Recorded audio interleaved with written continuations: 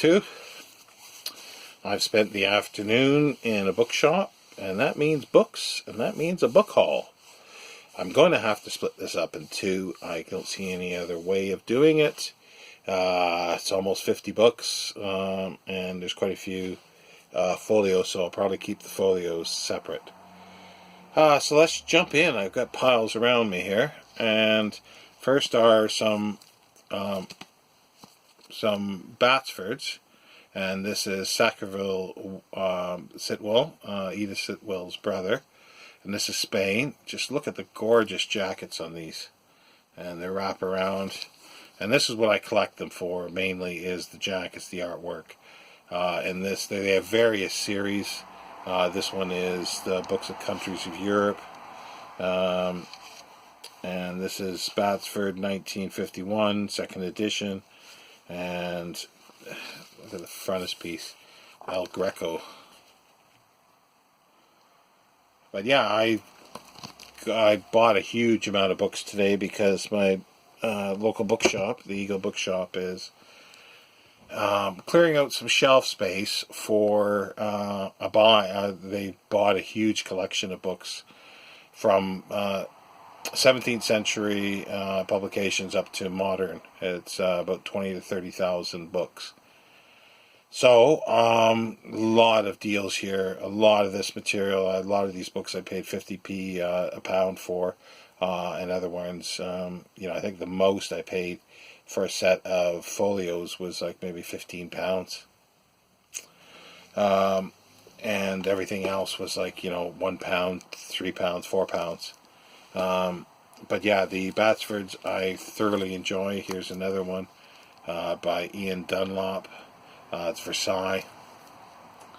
And as you can see, it's just another wraparound jacket. They're just gorgeous. This one is 1956, first published. Forward by Arthur Bryant.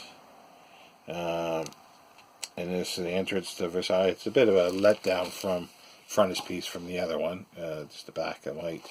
But it's still, their photography is exceptionally good throughout the books that they in the choice they made for their books, and they're just.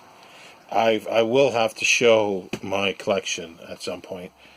It's a growing collection. I've got maybe 30, 40 books, and I only purchase one. Well, don't only purchase ones with jackets, but that is the main reason for getting a lot of the material, is for the jackets.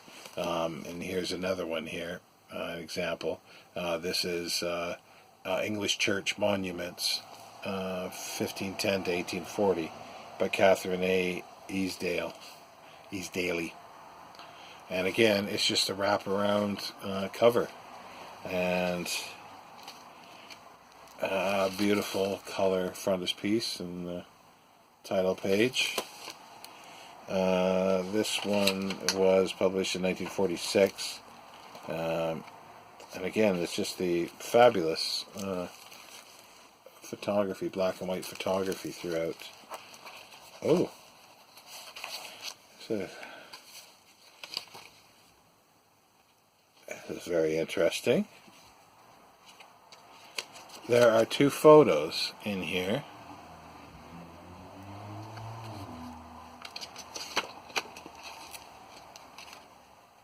There's no name on them.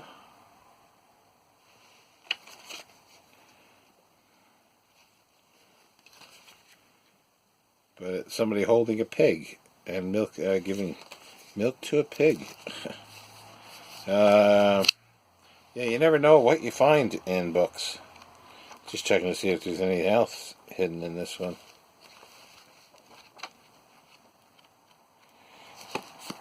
So there's another one. And there's a few other Batsfords here. Let's see if I can find. No, they'll be forthcoming shortly. Here's The English House by W. Shaw Sparrow. I have an interest, and I buy mostly antiquarian old books on houses throughout England. This is 1908, Evely Nash, Fawside House, and it's how to judge its periods and styles. And it's just chock full of drawings and architectural plans and details, architectural details, and I thoroughly enjoy those. Let's see here. Bunhill Fields, Alfred W. Light. It is a book about a cemetery. It's missing the front free end paper, but it's got stuff in here about more local to where I am here too, about John Bunyan in Alstow, which is just outside of town here. This was published in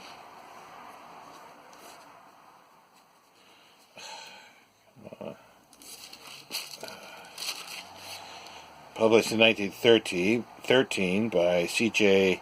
Farncombe and Sons.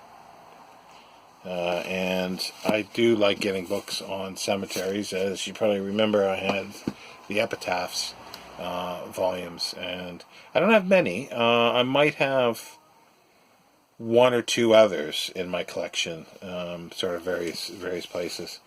That's mostly London, and here, sticking to London again, is medieval suburbs of London, or medieval London suburbs, by Kevin MacDonald.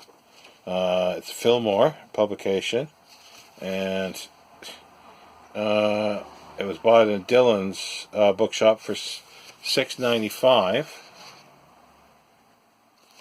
and that was probably purchased at the time in 1978 or probably early 80s. I paid £1 for it. So, but yeah, this is, it's just exactly what it is, medieval London suburbs. It goes with my London collection. And here's a nice little one. It's an Oxford University Press, Places, an Anthology of Britain, chosen by Ronald Blythe. It's one of the reasons why I saw it and grabbed it off the shelf, was because of Ronald Blythe. Just a lot of names in here, contributors: Nita Bodden, Sir John Betjeman, Ronald Blythe, Dirk Bogart, ones that I know: Richard Cobb, John Stuart Collis, R.N. Curry, Mark Giraud, Robert Giddings, Chiquita Hawkes, Aletha Hayter, Susan Hill, Russell Hoban, Elizabeth Huxley, Elizabeth Jennings, Glyn Jones, Philip Larkin, James Lee Milne, Richard Mabey, George Macbeth, Geoffrey Moorhouse, Jan Morris, Norman Nicholson, Barbara Pym, Alan Sillitoe, John Saltworthy, Edward Story, John Terrain, R.S. Thomas, William Trevor, Frank Turry, and Raymond Williams. So a good part of these I am familiar with the authors. I would say probably 80%. Published in 1981 by Oxford University Press. And yeah, it's just, it goes through. It's just a collection of them writing. Let's see, where is Philip Larkin? Philip Larkin, it's Borough Boundaries, it's called Here. That's what he's called. The East End, England in the Summer, Elizabeth Jennings. So yeah, so that will be a fantastic read. Letters of Max Beerbohm, 1892 to 1956, edited by Rupert Hart Davis. I've got a few volumes of his writings, essays, and he was on the radio also, and these are the transcripts of radio. So I thought I would purchase this for 50p, and it's got an errata slip in it. It's John Murray, published in 1988. It was like 17 pounds at that time. And I paid 50p for it.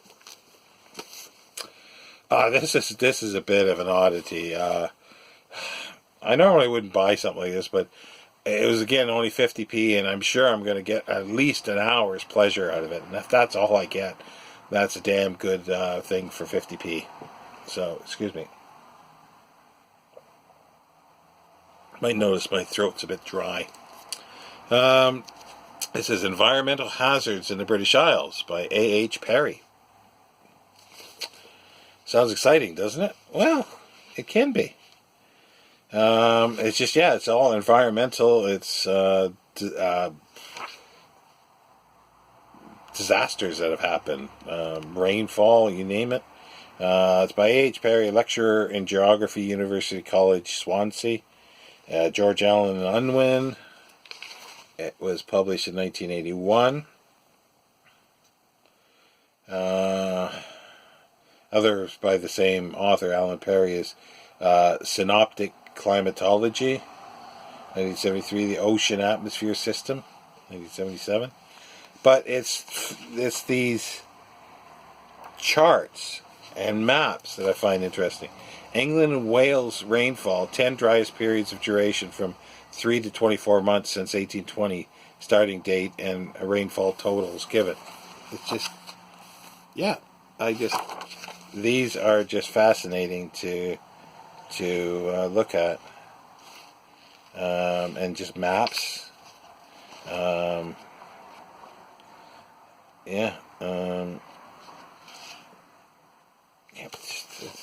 They're just full of interesting little tidbits, as I say. And it's just all the storms that were in England, like up to that point. So it's interesting. This is a bit of an oddity. This was £1.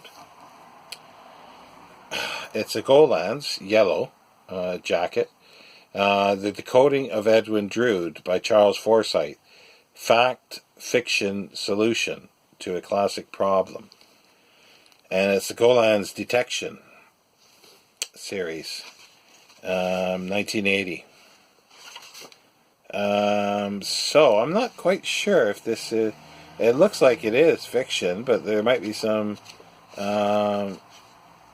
historical prose in there as well. So I thought that would be, I'm sort of building up a little collection of oddities with Dickens. There's Pickwick Papers. I've got a few books. Pickwick Inns about Pickwick. There's sort of a mystery around Pickwick. So, it's just they seem to be coming there occasionally. And here's an anthology of poetry by Vita Sackville West and Harold Nicholson. Another World Than This. I don't know I haven't read the introduction. That was 50p. I'm not sure what the connection between the poems, or what the theme is for the collection. I've yet to decipher that. It's Michael Joseph, Bloomsbury Street, published in 1946. And it's just poetry, and there's a lot of it's definitely by season, by month, so that seems to be part of it. But there's poets in here that I'm not too familiar with. They range, by the looks of it, anywhere from 54 to 19 BC. Tibullus, okay.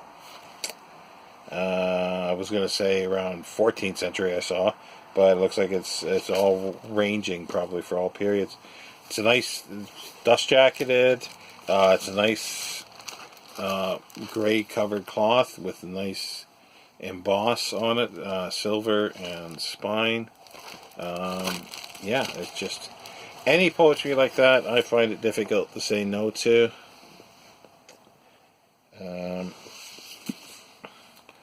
Early Renaissance Architecture in Egypt by J.A. Gotch.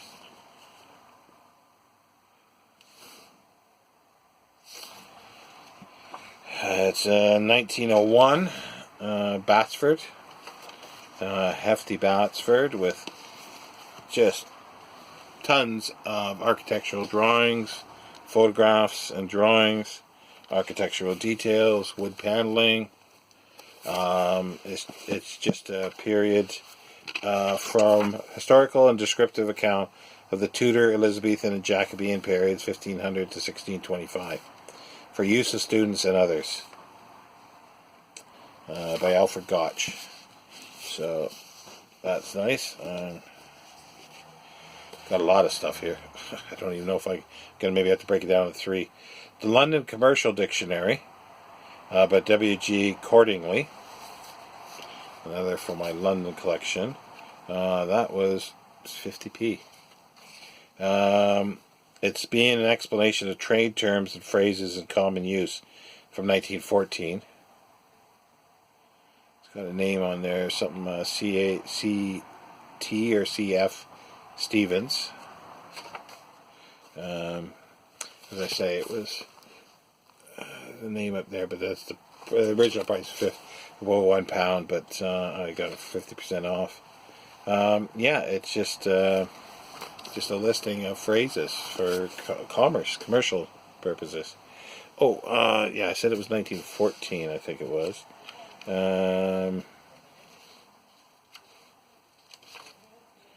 Effingham Wilson. And I love the end papers in many of these old commercial books. They are advertisements, basically. Practical Guide to the Death Duties, Handbook of Commercial Law, Annuities and Sinking Funds. It's Effingham Wilson's publications, like a little mini 3-page catalog as the end papers. Why not use them? This is the Black Guide of London. Black Plaque Guide to London. All over London, blue plaques tell us where the famous were born, lived, and died. As testaments to true blue pillars of society, they are all very fine, but they present a one-sided picture of London and a rather too generous view of its inhabitants. To redress the balance, the authors have conceived the notion of seeking out dens of vice, abodes of love, and the homes of the disreputable, and marking them with imaginary black plaques. Black, of course, because that is the livery of the Prince of Darkness. Imaginary because presumably only Satanists would want this kind of formal graffiti on their walls. Oh, I love that. This was £1.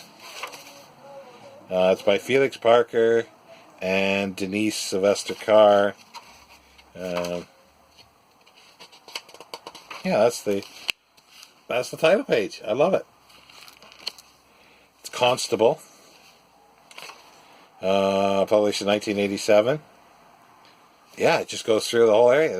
That's gonna be wonderful for £1. I'm gonna have so much enjoyment on that for something so minuscule amount of money.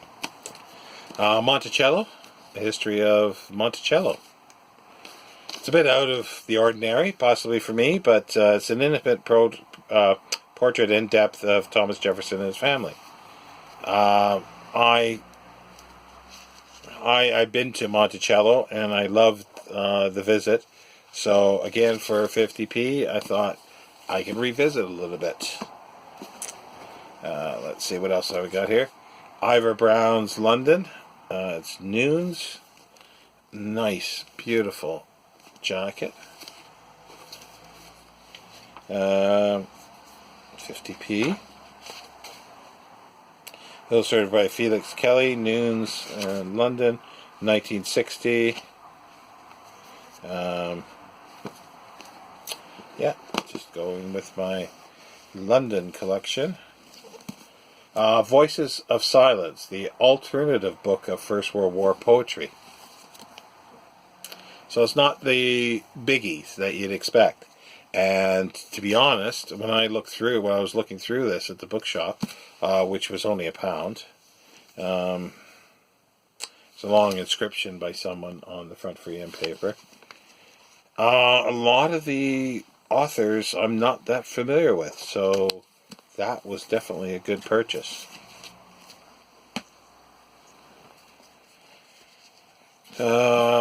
Historical Sketches by Thomas Carlyle, Chapman and Hall.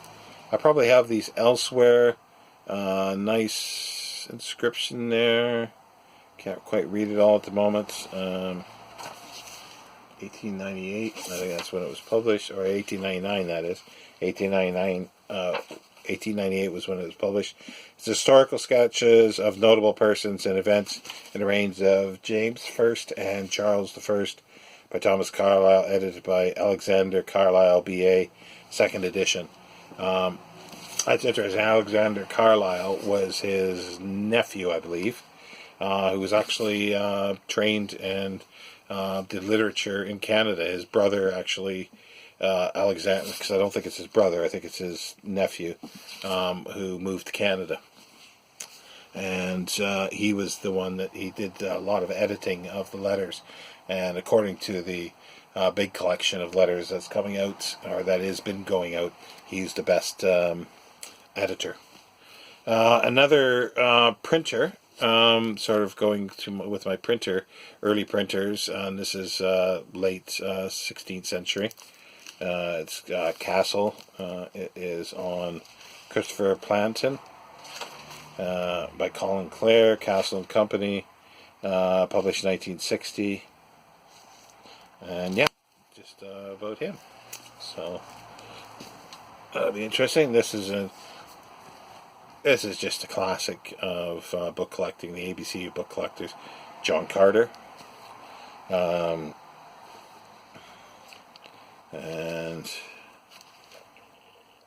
Rupert Hart Davis, Upper James Street, London. This is the revised with corrections, 1967. And it's just a dictionary, pretty well, of book terms, and it's indispensable, really, and I just haven't had a copy. Wilfred Owen, a new biography by Dominic Hibbard, a biography that I'd actually not heard of, or was not aware of.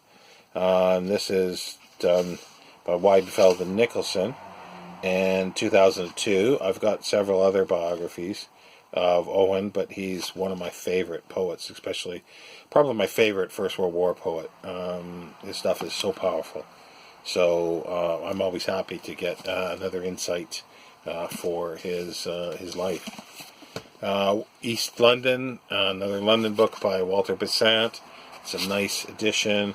He wrote a whole bunch of books on London. I do like his stuff. This is 1899, 1900, new edition by Chadwell Windus. And front free end paper. It's going to have to speed up here if I want to get all the main books done. E.V. Lucas is a essayist and a late Victorian writer I really like. He was one of those people, he never slept, couldn't have eaten, did nothing else. He wrote and read probably 36 hours out of every 24. And he published over 100, maybe 150 books. Don't know how they do it.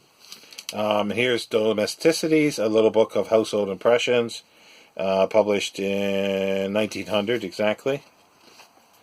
And just essays like concerning toast, concerning breakfast, concerning walks, concerning tea, concerning catalogs, concerning fires, concerning correspondence, concerning the miseries of life. And that'll be a fun 50p's worth of reading. And more Lucas. Travel writings to India, Japan, and America, I think. Third edition, Methuen Company, 1921. Yeah, Japan, India, Japan, and America. It's a bit rough, faded jackets, but that's not too bad. Here's another one, Reading, Writing, and Remembering by E.V. Lucas, Methuen.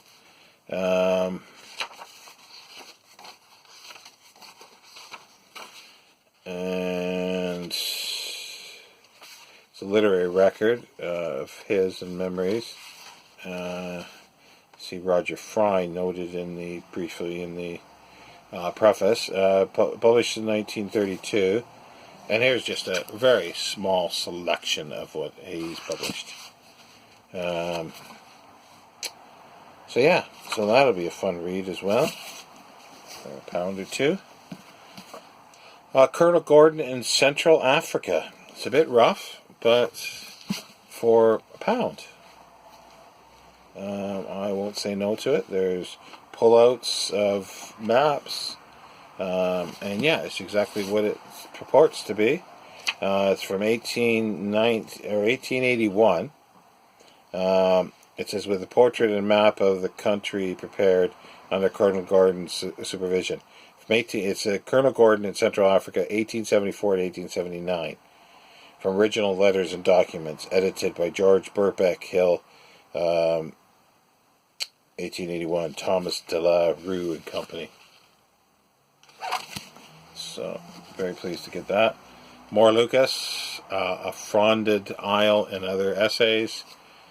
Just typical essays listing. Fun at the Fair, Two Lunches, The Road Makers, Old Maps, German Wandering, God's Houses, a nursery classic, Father and Son, Autumn Fruit, Second Kipper, Model Collector, Second Thoughts and Third, Murders and Motives. I love his stuff. Turning Things Over, Essays and Fantasies. Again, E.V. Lucas, Methuen, Jacket.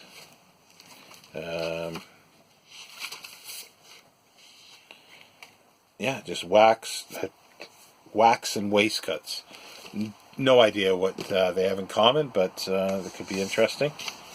Jenny Uglow, Writers, Artists in a Peculiar British Tradition, 50p. Don't know much about it. Ramsey Abbey, again 50p paperback. It's a reprint from done in 1981 by Grasshopper Press, but originally done in 1881. And here's an Oxford University Press old paperback of Sir Gawain and the Green Knight, but it's edited by J.R. Tolkien and E.V. Gordon. Second edition edited by Norman Davies. And here's a perfect book to settle in with your children if you are under